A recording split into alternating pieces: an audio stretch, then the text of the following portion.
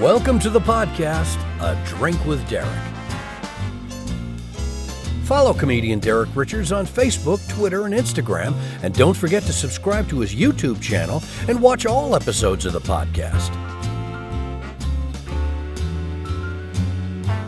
Now grab a drink and join your host, Derek Richards. Ladies and gentlemen, Dave Landau.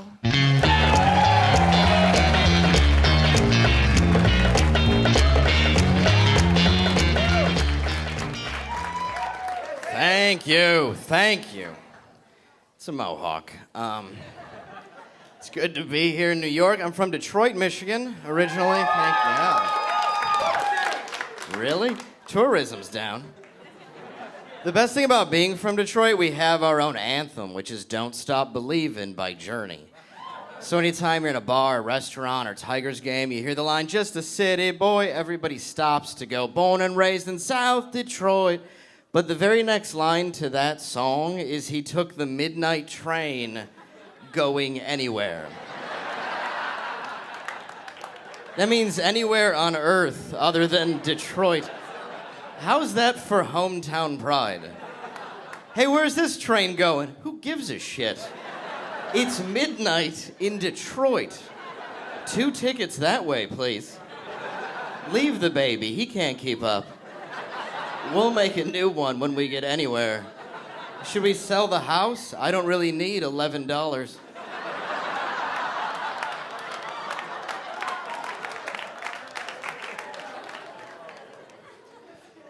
It's interesting, Detroit, to help revitalize the community, hipsters will move like next door to crack houses and do a thing called urban farming where they plant fruits and vegetables. And then you see them on the news and they're like, they robbed us and cut our faces open as a warning. Yeah, that's because you're fucking with their business. You know what people want to buy way more than fruits and vegetables? Crack. Nobody's ever sucked dick for an orange. That's never happened.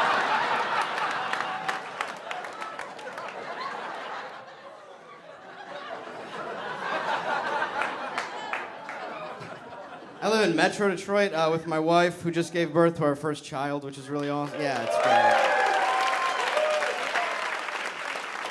And I'm a recovering alcoholic and drug addict, and now that we have a kid, people have questions. Like the other day, my buddy's like, well, like, what if you caught your kid smoking weed? That's a harmless drug. What if you caught him smoking weed? I'm like, well, seeing as he's a baby, I'd be impressed. I'm like, wow, did you roll that yourself? I thought you'd walk first. I think if my kid smokes weed, by the time he's old enough, it's just gonna be legal. And remember how your dad used to tell you, like, I used to walk 30 miles to school, up and down hill in cardboard shoes. I was damn lucky to have. I would just do that shit to my kid with weed. I'd be like, oh yeah, did you go to the store to get your pot again? You got it easy. Back in my day, you used to have to page your drug dealer, and sometimes they wouldn't get back to you.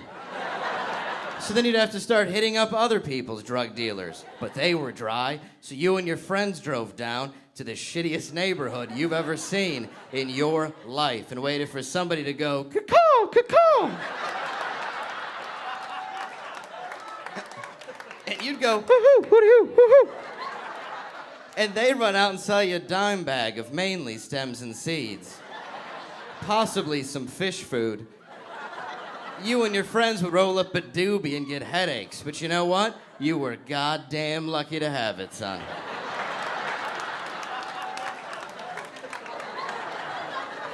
That's what I always loved about dope streets was just like a cop was gonna go, you know, I thought there was a drug deal going on over there. Clearly just a falcon talking to an owl. Falcons aren't indigenous to this area. Owl, very wise bird, probably helping him back to his natural habitat.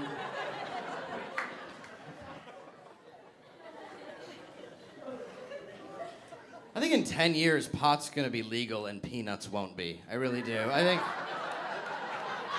you're gonna have to meet a dude in an alley to get a couple grams of Jif. I'm not a cop, like, all right, I got creamy, but for extra 20, I got that chunk, you know what I'm saying? Shit straight nut. My guest today, whom you just saw there, His third chair on Louder with Crowder, very popular podcast, brilliant podcast. Also, his album Nimble Fingers is available anywhere that you grab your comedy albums. His movie King of Detroit can be seen on Amazon. He's seen on Comedy Central, Last Comic Standing.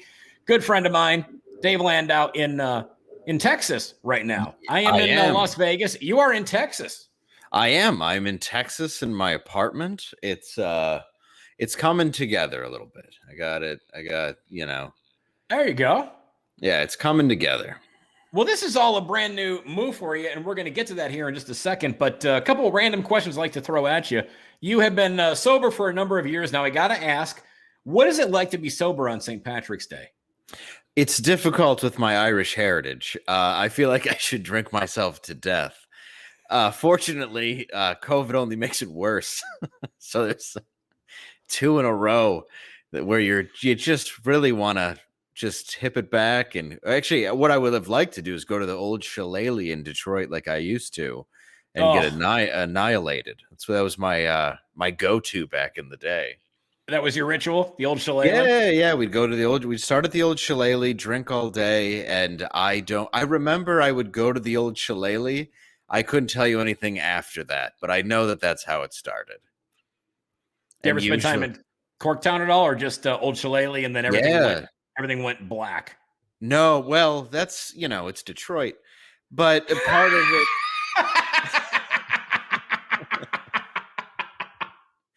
Part of it is, I would go to Corktown. My wife's aunt ran a bar down there, and then my buddy ran a bar. And so I would go to Corktown a bit actually back in the day. That's just what you need with an addiction problem, is having friends that run bars. Oh yeah, there's nothing wrong with that. And friends that have that was in my 20s too. So they ran bars. You would do coke in the bathroom. St. Patty's Day. Who wouldn't? The good old days. Yeah, you gotta stay up. Why wouldn't you? Now, that was always fun. How many times have you been arrested? 13. 13. Yes. Wow, sir. That's impressive. What's the most memorable arrest? Oh, of all of them. Well, one, if anybody wants to check it out, there's a story on This Is Not Happening about when I was put into a mental hospital. That was a fun one. But honestly, the most memorable arrest for me right now is the day I got my license, because when I moved down here, the company bought me a car I picked out, which was a 2000 Buick Park Avenue.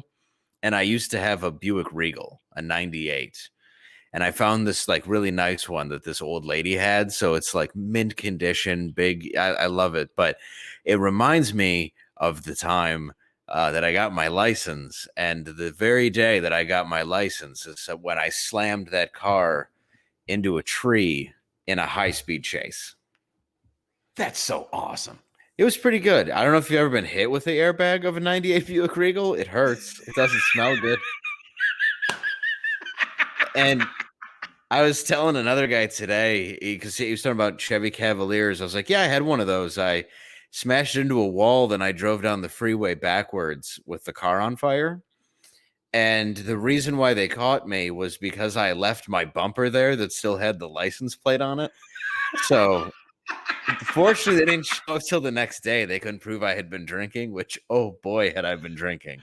But that one wasn't an arrest, but it was still a memorable time because I passed out and hit the wall, and I was looking around to see if I hit anybody or another. I'm like, where's the other car? I'm going to go to prison. And I looked, and it wasn't another car.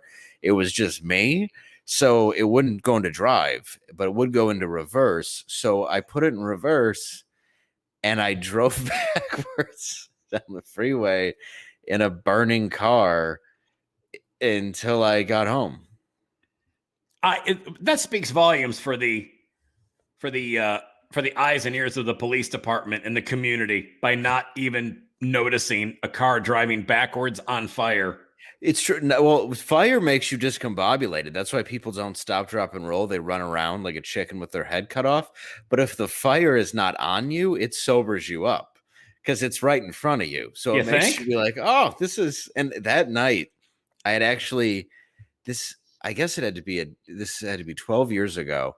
I went down to Grosse Pointe the Cabbage Patch right on the border of Detroit, and I was doing shots, and I kept taking the shot glass and sliding it down the bar and breaking it in the guy's ice. And he's just like, Landau, I'm going to fucking kick you out of here if you don't stop. I'm like, all right, sorry. Can I get another shot? And I drink, and then I slide it down the bar and breaking his ice. Such an asshole. Yeah, but this was the guy that ended up paying a mentally handicapped man to murder his wife like a month later. Like, I was this close to being that guy's victim. And it turned out he had like a sex dungeon in the basement of the place and everything. And at the bar that you were drinking at the bar that I was drinking at, the guy ended up going to prison. Yeah, because they found his wife like over on the Detroit side, like she had been suffocated or something, and they were like, "This just doesn't seem, very car accident-y." Because of the bag over her face. No, whatever exactly. It was. Yeah. So they found out that he had hired like the slow Rain Man-ish, like the guy who would clean the bar to murder her. So I don't think I helped, but I don't think it's my fault. What was in the sex dungeon? Did they find? They didn't find his wife down there. He had put her in a car and made it look like a car accident. Attempted to, but then it was like she died of asphyxiation. The airbag didn't go off. Like, it wasn't bad enough of an accident to kill someone. It was pretty sloppy. So yeah, he did that, and then they went into the dungeon to find out that he had been running this sex dungeon illegally for a very long time, and that's when they realized, like, oh, this guy is probably killed his wife, so we should look into it more. Because they went in looking for evidence, and they're like, well, we don't have evidence, but there is a guy with an apple in his mouth getting pegged. So maybe. I love how you said running an illegal sex dungeon, as if you were to go on Google and type in legal sex dungeon. Legal sex dungeon where, I think it was like prostitution and some other stuff, but they were more concerned with the murder at the time. And I just before I had been breaking shot glasses into his ice and making him very upset. Man, you got cool friends. Yeah, they were pretty cool. I just hope he didn't go home and his wife's like, "Why are you so late?" And he's like, "I'm fucking cleaning ice out, bitch." And then he snaps. I'm gonna hire Smitty to kill you. Hire this slow guy who's mopping the shitter. It's so crazy. To take out your wife. Yeah, it's so crazy. That's like those, again, it's like you watch Forensic Files and you would watch that episode and go, I see the flaws from step one. Oh, yeah. Oh, I used to be such a bad drunk that I think back to that night and I'm like, so everyone left me there? I know, right? Like, nobody gave me a ride. And Sebastian, I was hanging out with my friend Sebastian the other day at my buddy's bar in Detroit because I went down to go have dinner and stuff. And he's the guy that I met at the Guns N' Roses concert. Yeah. You know him. Yes. Yeah. And I went and hung out at his bar, and we were just to have dinner and bring my son, and he's his godfather. And I saw Sebastian's got like a Chevelle, and I'm like, you let my son sit up front. And I'm like, yeah, sure would be nice if you drove me home in one of these at some point. I never. But I would get so lippy that I'd like lose friends by the end of the night.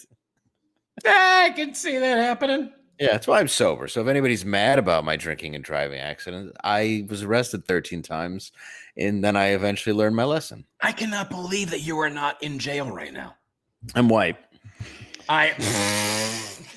So clearly white privilege. It really breaks down, and yes, that's definitely part of it. But certainly part of it, but mainly in Detroit because you can't put a kid, and 12 of it was juvenile.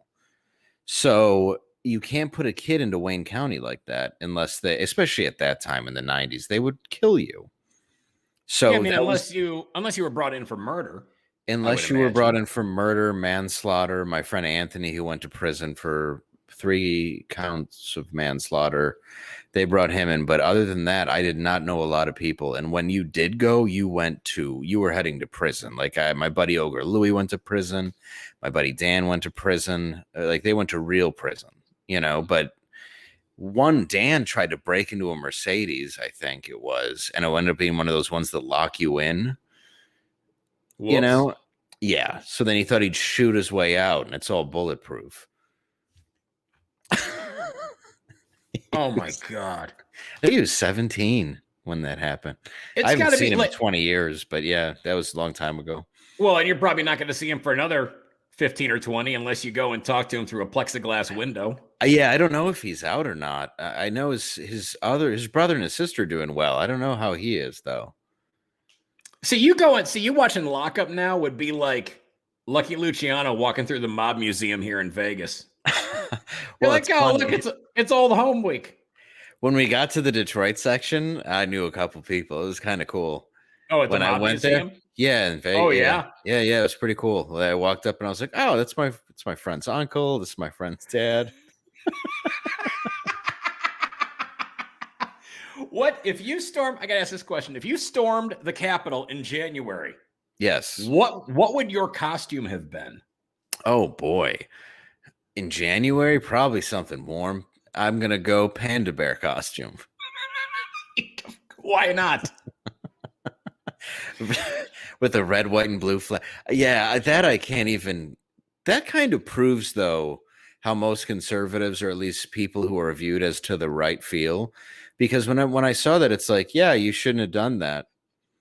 Like, I'm not championing that. I think getting Right. ratted out by your kids is bullshit. But it's not like I look at that and go, oh yeah, that's how that should have gone. It's like she got No. shot in the neck through a window. It's like, yeah, I think it's sad, but she didn't. That's what happens. People Nah. shouldn't behave. No one should behave like that across the board. No, and certainly not in the Capitol building No. amongst all that chaos. So no, I'm with you. But I still like the panda bear outfit with the red, white, and blue attached. What would to you it. be sporting? Me, I'd probably go as Peter Criss. Only because Gene and Paul would just be so predictable, and and people might actually think that the drummer from Kiss was attacking the Capitol. There is a chance that they would be like, no, it's really him. They're I've like, seen him. there's at least an 8% chance that people would have thought that I was actually Peter Criss because I have nothing else going on. I think I got to change it to Ace Frehley now, is how I would have dressed up. Could you imagine? We'd have been just the worst part of Kiss. Just which is hard to do. I know, right? Well, my son loves Kiss because he's 6, so I will take him to see them live. But I hate Kiss, but I love Kiss too because it's like a bad movie that's good. Yeah, it's like Roadhouse. Yeah, like it's not good, but you're gonna enjoy it. You're just gonna keep watching it anyway, dude. You've been you're in Texas now. You've been doing comedy for how long now? Oh God, when did you start? Oh, I guess 03. Okay, so yeah, 18 Maybe. years. You started off doing improv in Detroit. Yeah, in like 2001, I started in improv, and then 2003 or 4, I started in stand-up. When did you make that, or why did you make that transition? Was it one of those things where you just saw improv as a way to be a better comedian, or did you just start in improv and went, oh, I really like stand-up now? No, I always wanted like SNL and something like that, and I knew that that's where they had gone. I knew that was a large hub of SCTV and Saturday Night Live, which I was a huge fan of, and much to the lesser Mad TV, but I knew people were on it, especially Keegan-Michael Key from Detroit. Right. So I started there kind of in that hope, and then I really enjoyed the writing aspect because when we were writing sketches, watching them come to life, that's a really cool thing to watch other people act out your sketch. And I would watch that, and I thought, well, it's really just a bit you would do on stage. I just would have to tell that story on stage, and then I tried that, and I kind of took to it really quickly. And I remember my first headline date was like at Joey's in Dearborn. Bill Hildebrandt gave me, and I was like 7 months in. Wow. And it went well. So I just I liked it. It stuck to me, and I decided to do it, and I've regretted it ever since. And why wouldn't you? Yeah, because this is just as far as jobs go, this is the best. No, clearly. Now you've had a full life by the time you were in your mid-20s, and correct me if I'm wrong on this timeline, but you spent your youth working for a mob guy washing cars. You got arrested for throwing White Castles at a undercover cop posing as a hooker. Yes. Okay. These are all facts. And then, of course, institutionalized, like Yes. you mentioned earlier, with a guy who thought he was a werewolf. Yes, that's correct. Now, what's the craziest situation in your life? I mean, and you've obviously had a ton of these. There is a laundry list. What situation ended up being a positive thing that happened to you? I know, right? Well, I guess actually, I had a couple relapses, obviously. One real nasty one. And it was 2009, my DUI, when I actually hit rock bottom. And I decided that I needed to clean my life up because I got arrested. I ended up in jail with another guy who was crying. He was twice the size of me, and he was crying because he had beaten his wife. And I was getting a hangover, so I just kept yelling at him, like, well, maybe you shouldn't hit your wife. Shut the fuck up. Go to bed. Like, he's like, Dave, I'm sorry. He's like crying. I'm like, I'm going to murder you if you don't stop talking to me. So they came and got me. And again, I'm way smaller than him. I'm sure the guy could have killed me, but he was just so sad that he had beaten his girlfriend, and I guess she minded it. And so the audacity. I know, they're walking me to solitary to like just separate me, and it's this female police officer, and I'm like, I'm in trouble, aren't I? And she goes, well, you did threaten to kill him on tape several times. And I was like, yeah. And she goes, we don't mind. And they got it, like why I was so pissed, but she still had to take my belt, my shoelaces, which is not the first time that's happened to me. And I got put in a glass box to wait all night. And I was let out, and I took my mug shot, and I looked like a chubby Colombian. I looked like I was a coyote, and I seriously looked like El Chapo. And I had grown like a mustache because I hated my face, and it was ridiculous. And I saw that, and I realized, like, oh, I have a very serious drinking problem. And this was after years of abusing myself. I mean, right. Years of abusing myself to the level that I don't think people understand, because they'll think, like, you've heard it, like we've talked about it, like, oh, I'd like to party with Dave. And it's like, no, I was the kind of guy that when I was in high school, I would shake if I didn't drink. I would wake up on my driveway, just laying there. I remember, my neighbors would see me. I'd wake up in my bushes. I'd wake up, things that I don't even remember. I'd wake up, I'd have like blood on me. I'm like, I don't even know how that happened. Maybe somebody punched me. Maybe I just fell walking into the house. I'd crashed into my house one time, left the car on blaring, and went inside and threw a Kraft single that was on top of some Wonder Bread in the microwave. And I started jacking off in the kitchen. My mom was upstairs. And apparently I put the Kraft single on the bread in for about 45 minutes. So I passed out, cock in hand, with the microwave with like still 30 minutes to go on the cheese, and the car crashed into my home. I mean, I'm happy to eat a grilled cheese. Yeah, but not a ghetto grilled cheese. But I mean, not snapping one off with a Kraft single on some Wonder Bread. Yeah, I was so drunk. My mind was just like, well, I just gonna wait for this to cook and jack off in this here kitchen. Why wouldn't you? You got 45 minutes. Yeah, so I look back. You can microwave a Thanksgiving turkey in 45 minutes. Oh, you could do anything in 45 minutes. Including masturbate in your kitchen and put a nail in your mom's coffin. That tops pretty much most every story I've heard. Yeah, that was a weird day. I've had a lot of it though, where masturbating in your mom's kitchen. Yeah, with a Kraft single and Wonder Bread. That should be the name of your next album. Yeah, it's true though. You can look back and laugh because my parents are dead. That's the only reason.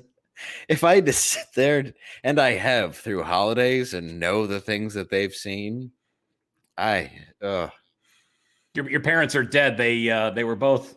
Well, your mom was dating the guy that ran a bar and some asshole was breaking shot glasses in the ice. And he just lost it and took it out on her. Dude, you spent a couple years in New York with I did. the Anthony Cumia Show on Compound Media, and I can't thank you enough for letting me come on there and be a guest with you guys probably half a dozen times. And for sure. Just so much fun. Why did you end up leaving the show? It was a really hard choice, actually. It came down to, like, I love Anthony, and he honestly is I think he's the greatest radio personality to ever live. I don't know if there's anybody who will ever be funnier than him. And it came down to, I was getting an offer. I'd been going and doing Crowder a lot, and we were starting to click. Anthony and I had gotten an offer, but Anthony wanted to move to South Carolina, which he still does. And I don't want to move to South Carolina. It's just not really in the cards for me. And you know, the more he kind of pushed that, I thought, well, maybe I'll take him up on this offer. And I eventually did. I took up Louder with Crowder on the offer that they gave me, where it's pretty cool. I get to write sketches. I'm in third chair. They're really, really great people. But really, it just came down to, I felt it was time to move on, because I didn't want to move to South Carolina, which it sucks, you know, because in hindsight, I don't know. I think it bothered him, and it bothers me too. Mm-hmm. And I didn't want it to end in that kind of a way where there's no bad blood, but it's definitely sad. And I think we're both sad, to be honest. And I miss doing, I mean, it was so much fun, and I miss it a lot. And so it was, it just came down to a very, very hard choice.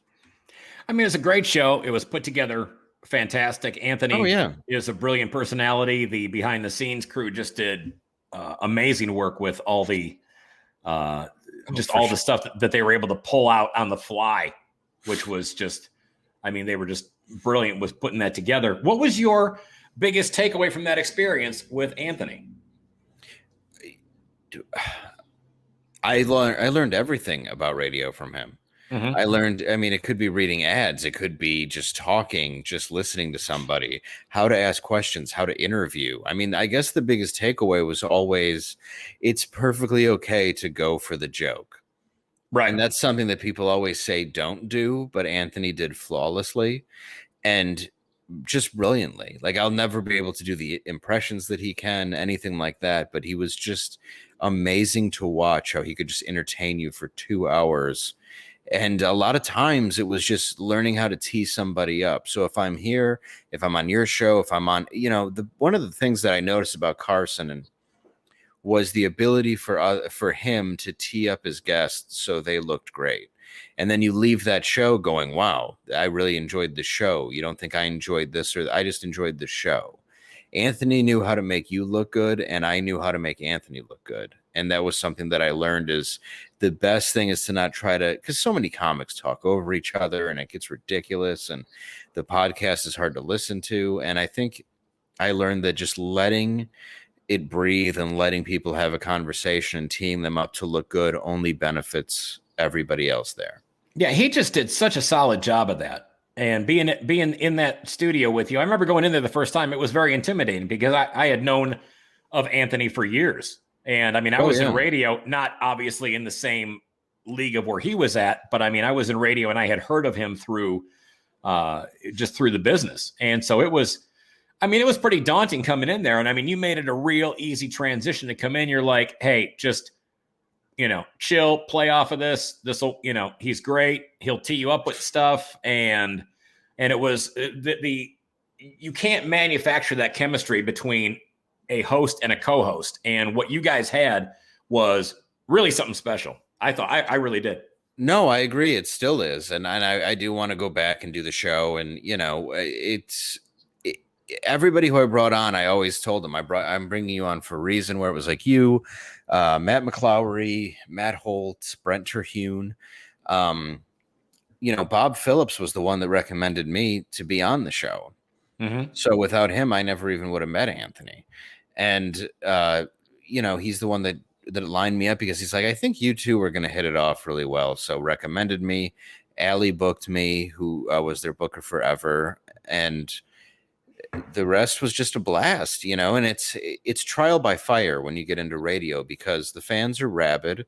Some of them just hate you and hate watch you, and you learn to build a thick skin and kind of, I don't know, you learn to walk through the fire, as Bukowski once said. It really is trial by fire. What's the thing with trolls? The first time you ended up noticing them, I think, was probably when you were on that show. No, it was that incident I had with a guy who I'm not going to name because he likes it too much on a different show that was Right. right around then, when I got into a fight where I defended myself and it was what it was. And then that's when I noticed him before. I mean, you get random people that would call you something, homophobic or racial or whatever it was and try to get a rise out of you. But then when it became like death threats and, really taking it to different levels that I'd never seen and making whole pages on you. And then I noticed like, oh, there's entire podcast videos on me and stuff, that it became very weird. And now, I have a close friend or former close friend who's using troll tactics on me, which is a bizarre thing, but you have to all recognize it as the same thing. And I also wonder how long that guy's been trolling me on different sites anyway, under different names. It's a very bizarre thing because like Mike Malice is a troll, but he's great at it. A lot of people are not great at it. They're just cruel.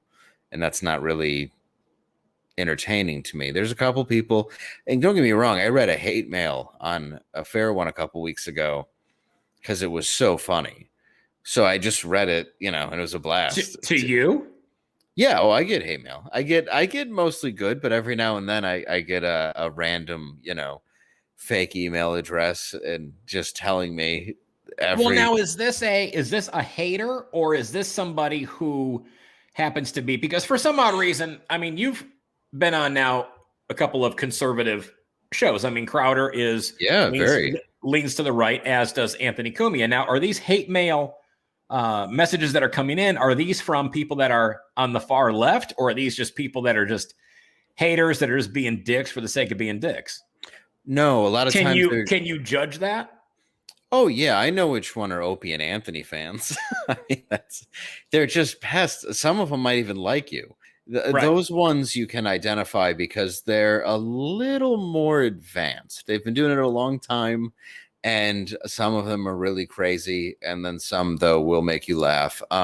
No, some are from the left now, but as I've said on Crowder and every other show, it's like, I guess I'm libertarian, but realistically, for anybody that thinks I'm red-pilled and anything else, I'm not. I'm simply a moderate. I have my issues with government entirely for a lot of personal reasons, including my dad dying of Agent Orange, the government doing absolutely nothing.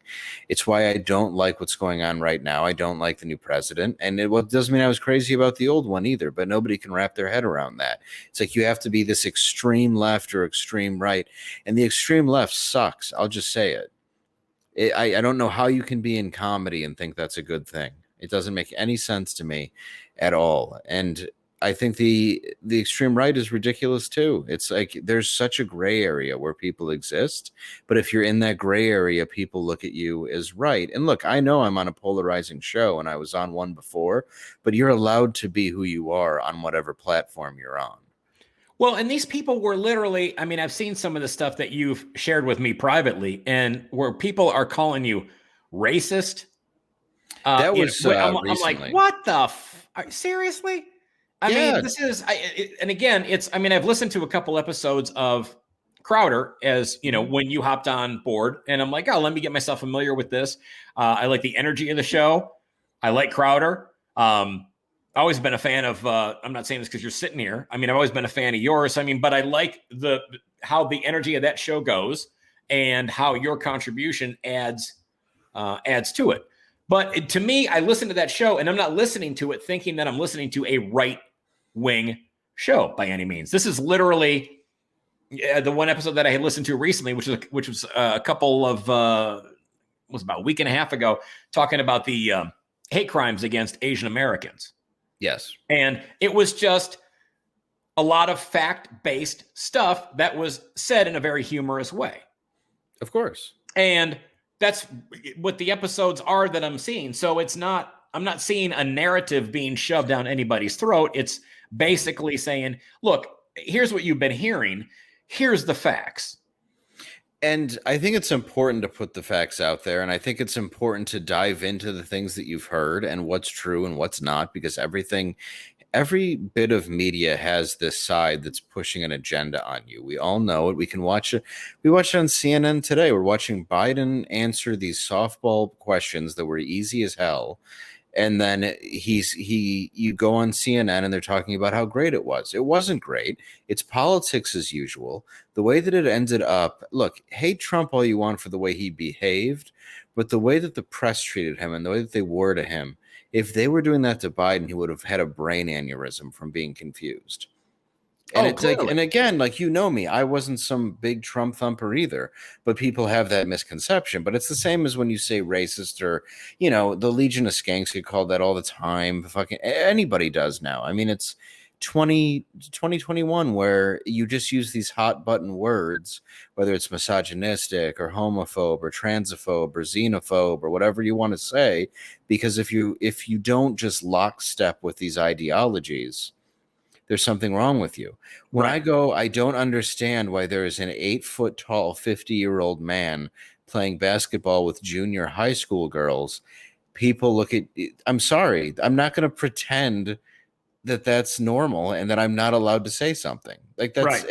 And again, I'm not going to also say that you should hurt these people, because you shouldn't. No, not at all. I mean, I think the violence that ends up coming from, or the violent rhetoric that comes from the left, seems to be way more ramped up than anything from the right. I mean, when Rush Limbaugh died. Well, dude, and they all were happy and celebrating his death. They were losing their minds about him dying. And listen, was I a fan of Rush Limbaugh? No, but I'm not a fan. I wasn't either. I'm not a fan of Don Lemon or Chris Cuomo, but I'm not going to cheer when they die. No, well, because you have class, you have. I'm like, what is wrong with you? Right, and look, I wasn't a fan, but how do you deny the fact that he created something and did something with his life? Oh yeah. You can't just pretend that he was this useless person who had no opinion and no ability to share it. I mean, it's absurd to see how they behaved. And what bothered me about what happened recently, where I got called that, was we were doing a bit on the show where black farmers came up, and Steven had kind of done a bit of a racist voice, because it was like 1.8% are black, and I made a joke about planting Hennessy and some other hack. Like, it wasn't a highlight of my life, but it was 2 lines that got picked by a thing called Media Matters, which is a company that has been devoted to crushing anything that's not left of center or extreme left. So they picked a minute out of the show and put it up saying that we went on a racist tirade, and then they were able to put that up and people just read the headline. So I started having a lot of friends from Detroit reach out to me. A lot of them obviously black, and I talked to them, explained what, and they said, well, it wasn't really you that bothered me on the clip, but you're still in the room laughing. And you go, all right, fine. But what they all ended up having in common was that they had spoke to a former friend of mine, right, who is mad at me for, I have no idea, because I've done more for this person than anybody. I've given him the shirt off my back. I've helped him through some difficult times. And to watch this guy look at, like, when I was on Anthony's show, he was very jealous. And he's like, I think you're living my life. I introduced you to O&A, and it's like, well, so try. Stop blaming everybody else. I tried. That's why I'm in this and successful. Yeah, finger pointing and lack of accountability is huge with people. Right. And they'd rather sit there and look at you and be shitty. And I didn't mean to derail your thought. I apologize. I'll let you continue. No, but I mean, who he is. I know exactly who he is. I mean, he's, open mic caliber talent at best, who drifted away from doing comedy. And for whatever reason, that's his path. And he's now angry at you for having the success that you've had. So that's, but there's no reason to sit there and listen. If you're going to be quiet about it and sit in your mom's basement and bitch about a friend of yours having a more successful life than you, that's one thing. But to turn around and now call you a racist and then share that with a ton of other people that you know, and now you've got to sit there and cover your tracks. It's like, this is bullshit. Right. And do it based on, like, he waited for that article, got the link, and was like, there, I got it, and posted it. And then I had friends reach out to me, like I said, and like, I'll even say, like, Ricardo and some other people who got a hold of me, and I was like, well, dude, and they weren't happy with it, but we talked about it.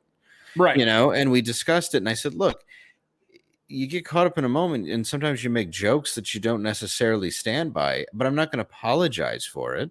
I Right. just have to go, okay, well, this obviously wasn't, and it wasn't a highlight. It was a thing that came out, and I explained to Ricardo what it was. It was about Biden, and Biden had given a speech about how he was going to grant money to minorities to have farms, and instead of taking a shot at the former vice president, that's what we like to call him, the former vice president, instead of taking a shot at him, we took a shot at the minority farmers, which, look, not the direction I should have gone in hindsight. Right. But also, again, it's a minute-long clip of a 2-hour show. And if you do radio every day, you're going to say something that offends somebody in 2021. So I misdirected where my thing should have gone. And I was like, Sure. yeah, it wasn't the best moment of my, but it Right. wasn't, it also wasn't a cancelable, he wanted it to be this cancel moment, but it's like, no, I didn't say. This is about the host of the show against a media company that's been trying to take him down for years. But look, he did the same thing when I joined Anthony's show. He Right. got all upset because he's like, that's where the Proud Boys started and this and that. And it's like, you mean long before I was there that I have nothing to do with whatsoever? Are you kidding me? Yeah. So, and then again, if he let's just say he ever needed something, would he accept dollars that were in my pocket that may have been given to me by that very source? You could say that he did. Right. But that's fine. But then it just bothers me because I've never done anything but good by that dude, and he's the one that stirred all that shit up. So I'm Right. talking to every black dude I know from Detroit going, you know me. And then I found out the one common thread they had in common was they talked to him. It's like, Well, why? He's got no career. He's low class. It's Bush League, and he's just going to keep acting that way. I mean, it's just he's just trying to find something to grasp onto that takes him away from his own existence, and it's sad more than anything. I mean, I just feel at the end of the day, all you can really do is feel sadness for somebody like that, for them living in whatever kind of a portal that they're in. It just it just sucks. And now, yeah, and we see censorship everywhere. And I mean, how much more of this censorship was thrown in your face from your experience on Anthony and now on Crowder? Well, our experience on Anthony, we started putting up a lot of stuff online, just because, to even avoid accusations because what we're doing was funny. Right. All it comes down is what we were doing was radio and saying stuff that was sometimes offensive, sometimes not. I mean, it is what it is, but yeah, there was a huge amount of censorship thrown in my face, not to mention having to do stand-up comedy up until the pandemic, then doing stand-up during the pandemic, which is my job, and doing the responsible thing, taking flights, getting tested, knowing that the number of tests that I've taken is just insane. Right. It's like I'm always being responsible, but I also am the guy who, too, I'm a complete germaphobe. So it's like I'm already wiping down the seats with alcohol. I'm already doing this crazy stuff that everybody thinks is so out there now, where it's like, I don't care if you wear masks on a plane, you filthy animal. I don't want to sit next to you anyway. So I'm fine with taking precautions and being cleanly. I've always been cleanly, but my son had it early on. I got it. I had the antibodies. I took the proper tests. I took the proper precautions. Right. And that's it. That's all it comes down to. And then I kept living my life. And then I have to watch all these people. Like, personally, I've had a lot of loss in my life. I have lost a lot of people. We all have. But I've lost some. To sit here and not live my life because I'm going to be afraid of a cold that killed a very small percentage of people, that was being used as a fear tactic to get a guy out of office. And I don't give a shit what side you're on. That's the truth. Mm-hmm. It was a fear tactic, and that's why we're supposedly coming out of it and opening up the world again. I watched everybody I know who's in the middle class who own businesses suffer. I watch people fail. I watch people lose everything. And then we're going to sit here and talk about how, like grandma killer. Once I saw that they were buying into this bullshit the way that they were, that's when I just said, I don't care. I'm not going to lie about it anymore. And that's when you start getting labeled as somebody who's on the right because of a distrust for the government. Right. And a distrust for the things that you're being told from the people that have controlled you and control your money. All of a sudden, it's strange to question that. When did that become even right-wing ideology? I always thought that was liberalism. No, I agree. I mean, like I said, I would consider myself more libertarian than anything else. I mean, I'm Me more too.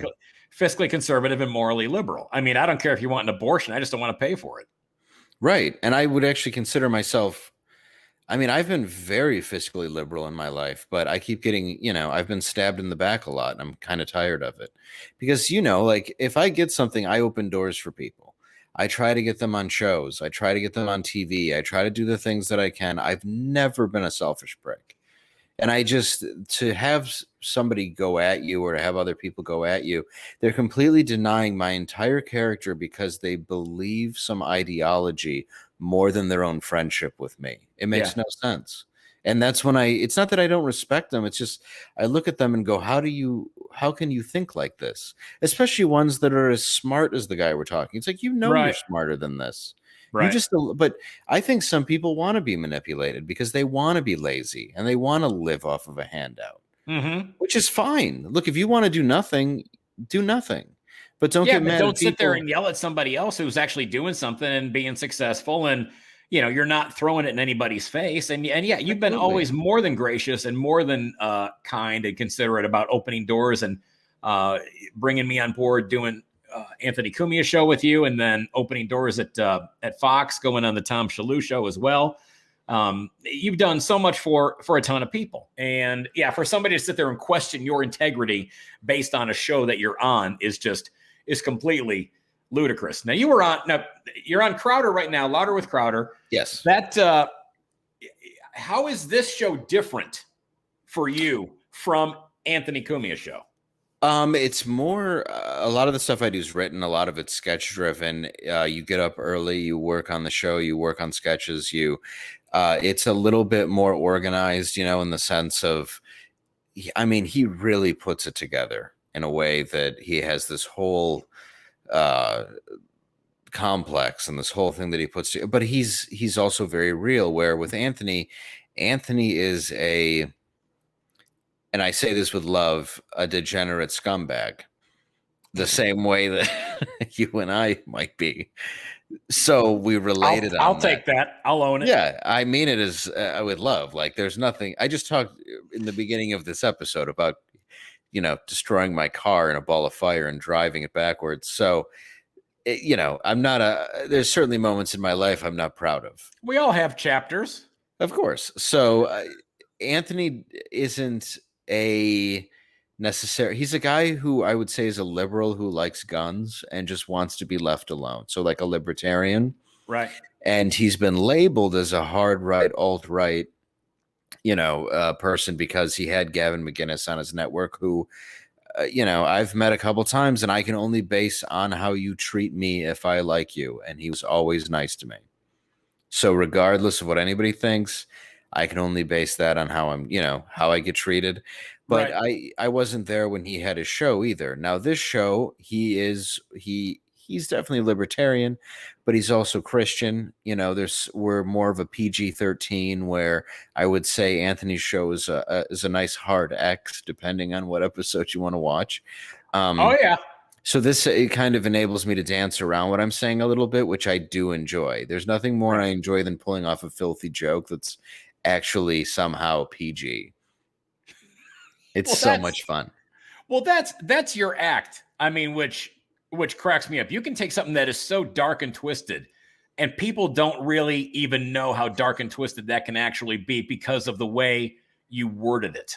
Thank you. No, that's what I enjoy doing. I enjoy wordplay. I enjoy putting something so dark and horrific into a simple, fun, turn, where people they don't even realize they're like, we're dying laughing at a beheaded kid in a river joke. There was, I'll tell you what, several funny stories. One of the funniest that I remember was you and I working together in Vegas at the MGM at Brad Garrett's club, and it was during rodeo week.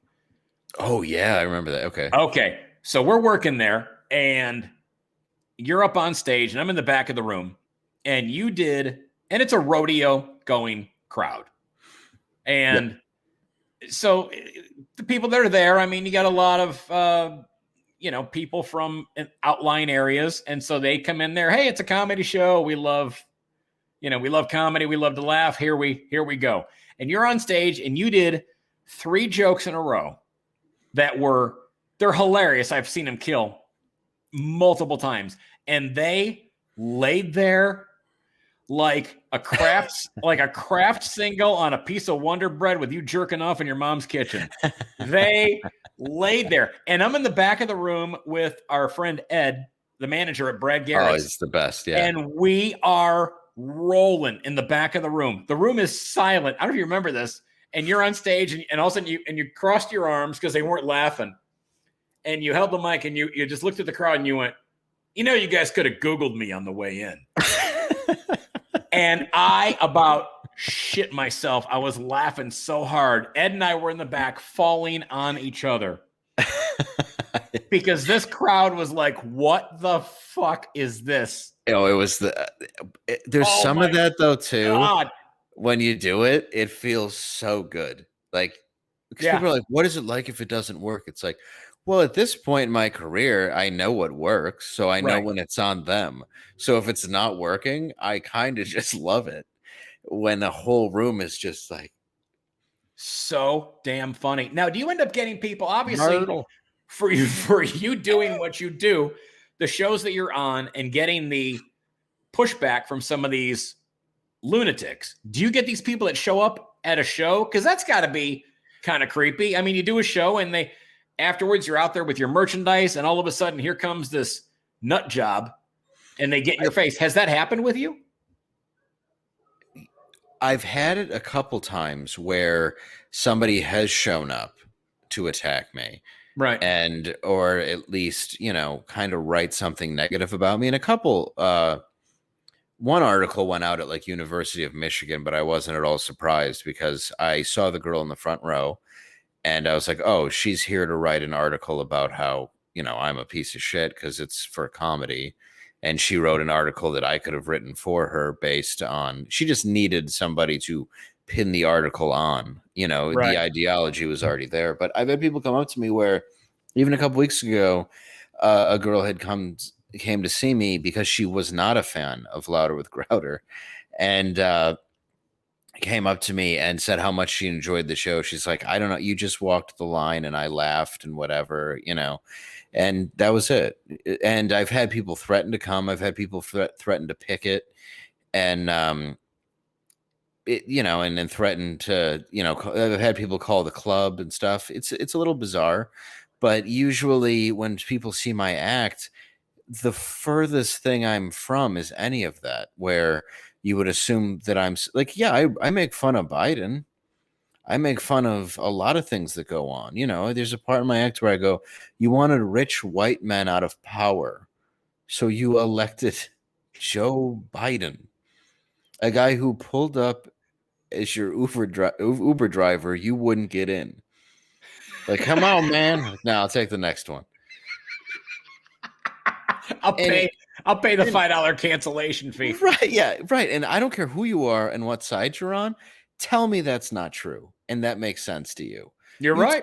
You tell me why there's an old, rich white man with dementia sitting in the office right now, and we're just sitting here going, we're just playing this game that we've been manipulated by our whole lives, and I don't like it. I don't like it, and I will.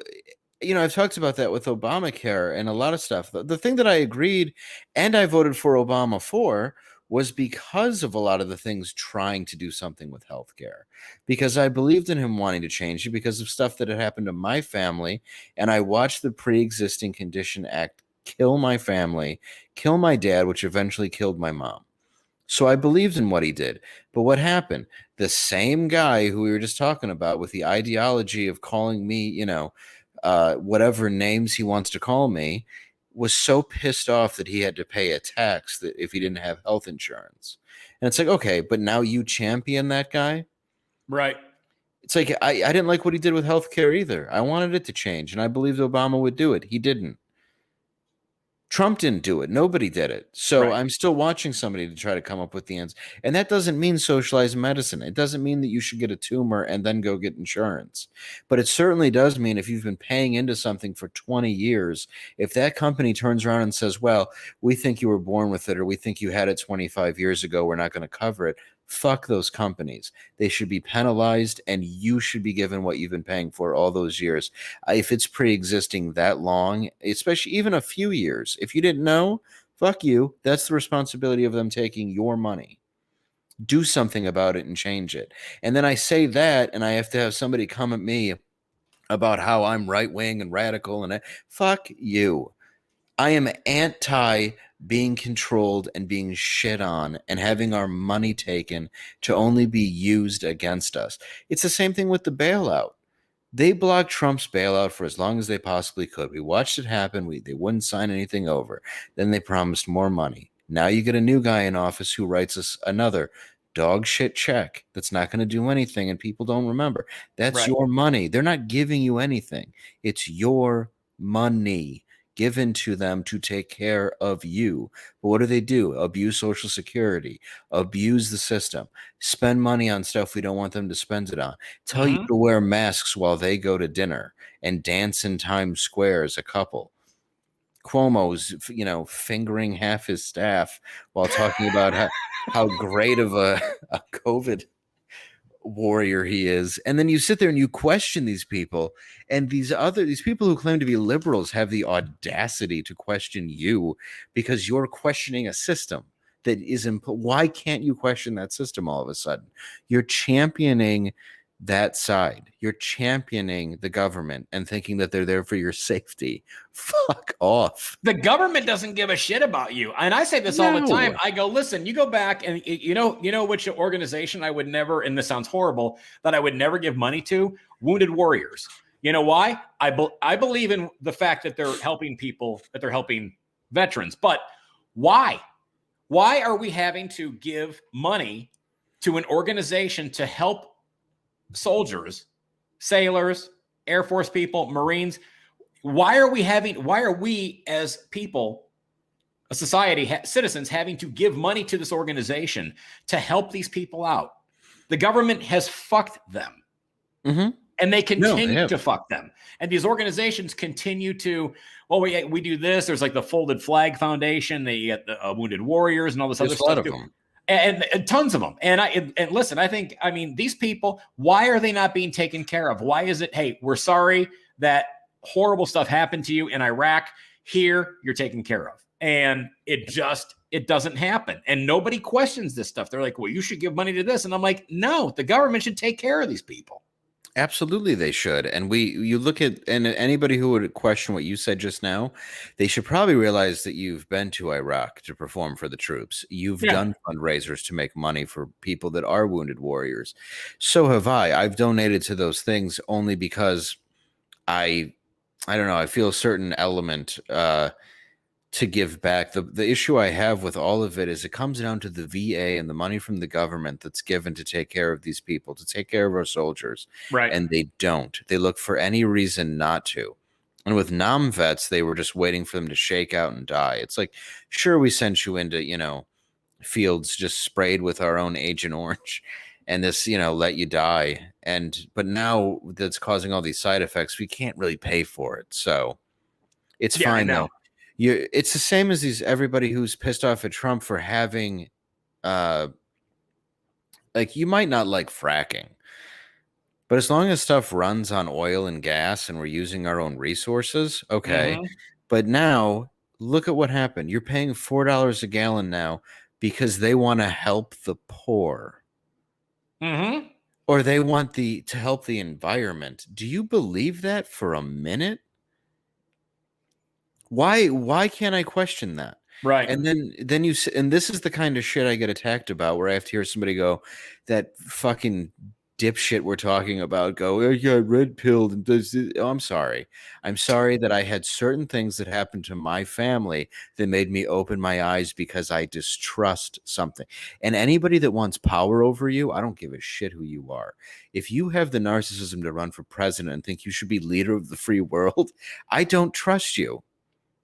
No, I don't want to hang out with I'm you. the same way. I'm the same way. I'm exactly the same way. You should always question government. Always. And You're do your supposed research. to. And that's what this is based on. Yeah, and then all of a sudden, yeah, like you said, you go against what the mainstream media wants you to think, and now all of a sudden you're questioning something. Now you're being labeled as a racist or an the Antichrist. It's like, what are you talking about?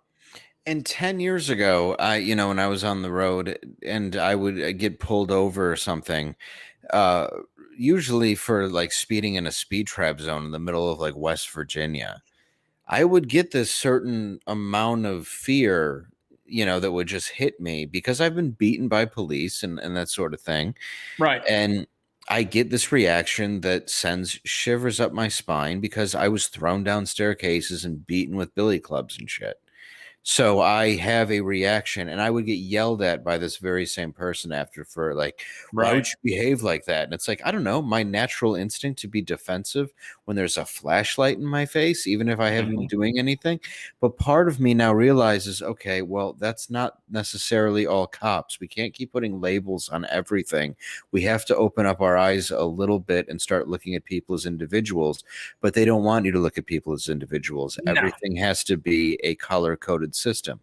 It's why I watched a video about Rage Against the Machine the other day, where they're bringing these kids out to a camp and they're like burning crosses to show you how to do that. And some guy's doing white is bad math on a chalkboard going, when did whites become whites and not just ancestors of certain countries? Like why are the Swedish and the English and the German and why are they all the same thing? And it's like, yeah, why are they all the same thing? Because my Italian and Irish ancestors got here in the 1900s and were treated like dog shit. Oh yeah, but I don't hang on to that. Nobody should. Look back, I never experienced it. You go back and you look at the New York and, when you first started seeing the signs posted, Irish need not apply. On top of, they were number one. Number two was Italians. Number three was blacks. Like there was a point in this country where they were looked at as superior to a lot of white classes. Right. Now, that doesn't excuse what happened to them. That doesn't mean that they're not owed land that's promised whatever. That doesn't mean that, we should just completely ignore the fact that there's a lot of ghettos filled with certain people. But you also have to realize who's in charge of those places and who wants you to stay there. What are you questioning? Like there's just a lot of things that go on that need to have a deeper look. And again, that's not everybody. But yes, there is obviously a system in place that keeps marginalized people poor. But the current system is trying to make everybody poor except for the elite class. And if divide and conquer isn't real, why are we cut in half right now? Because it's the most functioning, like the way that they've been able to use social media and media to divide this country in half is fucking amazing.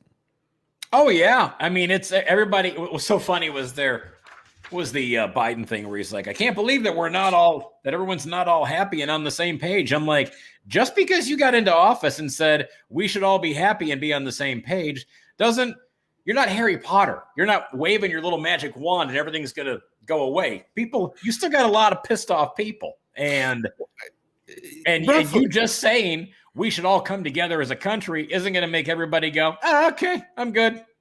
Yeah, roughly 50%, where we can also look at it and go, well, your win was a win, but was it? And if you say that, people are like, you're insane. It's like, no, it dead people voted like they do in every election. Right.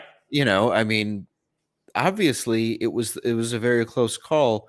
And then if you start questioning that, they're like, what are you, Alex Jones all of a sudden or whatever? And it's like, no, I'm just asking questions. Why did they cover up the windows when people were looking in Detroit? Why did they do certain things?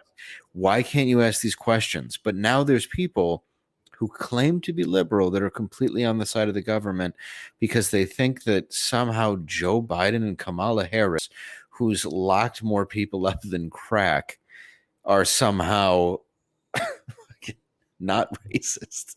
It's so stupid. It's crazy. So I don't know. That's just my It is. opinion. No, And no. We got awfully fucking. I think it's the most serious you and I have ever been, ever. I think so, ever in life. In Yeah. And any amount of time that we spent together. We spent a lot of time together, and this is the most serious conversation that we've had. But again, it's a real conversation. There's nothing wrong with having open thoughts and open dialogue about everything that's going on, because everything is such a dumpster fire right now. It absolutely is. And that's the scary part, is people don't want to acknowledge it, and they're turning on their own friends and their own families. And that's what they want. Yeah. That's what a power over you wants. Mm-hmm. When I saw the line of this last election, and you look at it and go, well, this is terrifying that it's divided in half. That's a terrifying thing to see. And that means 1 in every 2 people disagree with you. Yeah, it's nuts. I mean, it's gotten to the point now where I don't even watch the news. Well, And that sounds horrible. But I mean, you can't, you just get it's so toxic. And even when I go on Yahoo just to get my email and I see like the feed that comes up, I'm like, please make this go away. And they say ignorance is bliss. It's the truth. I love when people say, hey, did you watch the news? Did you see what's on today? And obviously I know you have to for your show. But for me to sit there and watch the news, doesn't matter what I watch. I just get pissed off because everybody, exactly. I'm like, this is stupid. I'm like, why am I mad? I was happy when I sat down, and I could have been happy if I just watched the hockey game and didn't turn this other horseshit on TV. Yeah, it's like when you see a slow guy bagging groceries, you're not like, he's not miserable. No, he's happy as hell. He's just happy. He's just, yeah, exactly. He's in the back. They give him ice cream, and he gets a wage, and he goes home, and he plays with the cat. I mean, he's happy. There's this point where I think you shed people from your life because you just get like, every day you just get hit a little bit more, and your back gets a little bit more hunched. And there just becomes a point where you go, oh, I finally understand that hell is other people. And if I don't find ones that just accept me for who I am, this is going to be an even longer ride, or feel longer than it needs to. Like life is short, but it doesn't make it pleasurable. No, it was a great comment that I read. It says some of the most poisonous people in your life are disguised as friends and family. And that's the sad part, is people that want to keep you sick almost. And no, it's true. No, it really is, dude. Listen, besides our wickedly serious conversation here, which I love because I love having this dialogue back and forth with you. Your movie, King of Detroit, which is on Amazon right now. People should watch this. It's great. It was shot in my hometown, your hometown, Detroit. I love the movie. You've got some other ideas about things that you're looking to put together. I'm going to ask you this as we kind of get set to close out here. If you were to write me into a script, what would my character be? Well, I have definitely written you into a script, or at least the idea of you into a script, which No shit. Yeah, I'm working on a Christmas movie that I can definitely see you as.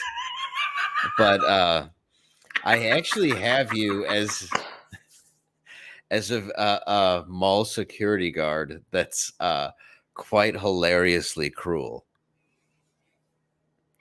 I love it. Yeah, which is just how I feel that you could. But there's a couple movies that I have like the idea for you. I think I was telling you about the one.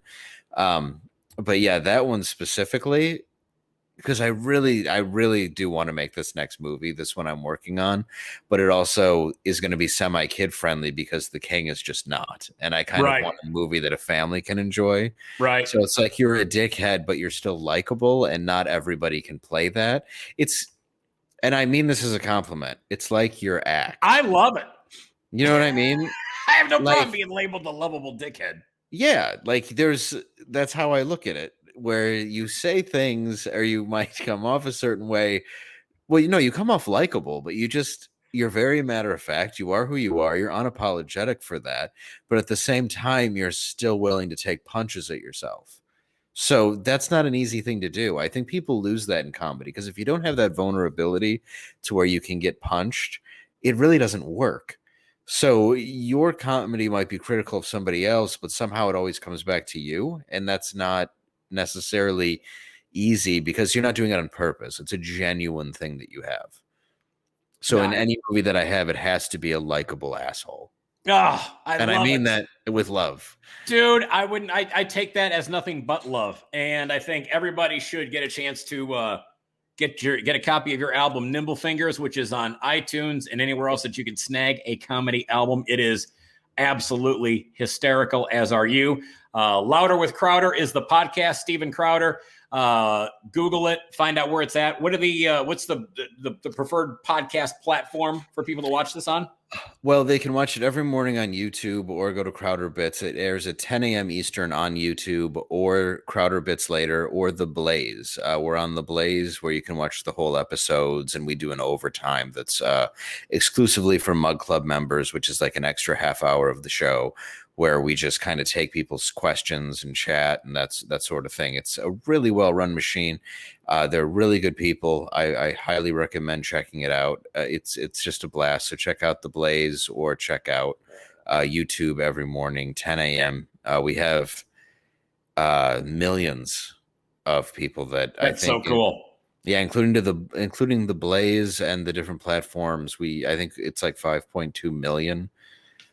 So it's really cool to see a fan base like this. Well, dude, it's great to see you, somebody who is not only hilarious but works their ass off. You've got a tremendous work ethic, and you are one of the few people that I keep in my close knit circle of somebody that I call a great friend. And likewise. And again, seriously, I can't thank you enough for everything you've done for me. And I think people should see you whenever they get the chance. DaveLandau.com is his website. Follow him on social media and listen on Louder with Crowder. Dude, good to see you, my friend. Good to see you. Thanks for listening to A Drink with Derek. Find out when Derek is appearing near you by checking out DerekRichards.com. See you next time for A Drink with Derek.